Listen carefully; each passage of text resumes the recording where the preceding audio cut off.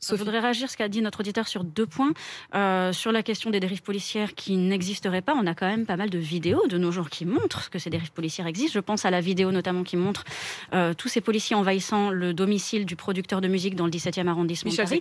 Voilà, qui est terrible, absolument terrible. Et le deuxième point sur faut-il plus contrôler la police. On a une mesure qui serait assez simple pour éviter ce qu'on appelle les contrôles au faciès, qui serait le récépissé du contrôle d'identité. Ça les éviterait pas entièrement, mais au moins, ça pourrait peut-être faire prendre conscience sur le terrain à certains policiers.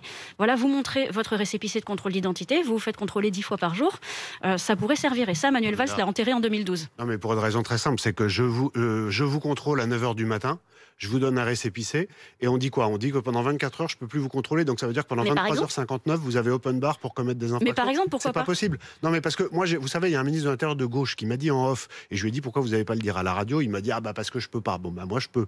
Et il m'a dit on sait très bien que vous avez une population délinquante. Dans chaque ville, il y a à peu près 5% des personnes qui commettent plus de 50% des actes de délinquance, qui sont les gens les plus contrôlés. Pourquoi? Parce que les policiers savent que ce sont eux. Vous les contrôlez un matin à 10h, ils n'ont rien sur eux.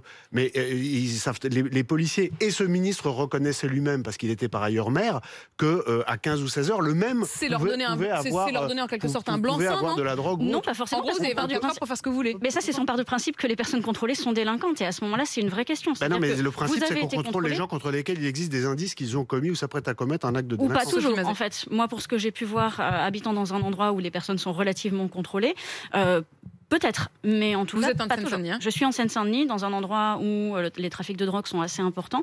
Pour avoir vu se faire contrôler des personnes que je connaissais, puisque c'était pour certains mes élèves qui n'avaient absolument rien fait, je les connaissais très bien. C'était quand même assez intéressant de voir que moi, je passais à chaque fois dans la même rue au même moment et que je n'étais. En fait, ils se retrouvent à payer pour les autres, quoi. Je pense qu'un certain nombre se retrouvent à payer pour les autres, oui, tout à fait. Et donc, la question du récépissé du contrôle d'identité fait finalement partie aussi, pour moi, de ce qu'on pourrait appeler un travail plutôt formatif au sein de la police, parce qu'après tout, ils sont clairement pas assez formés. Vous disiez, allez-y. Oui, juste sur la vidéo.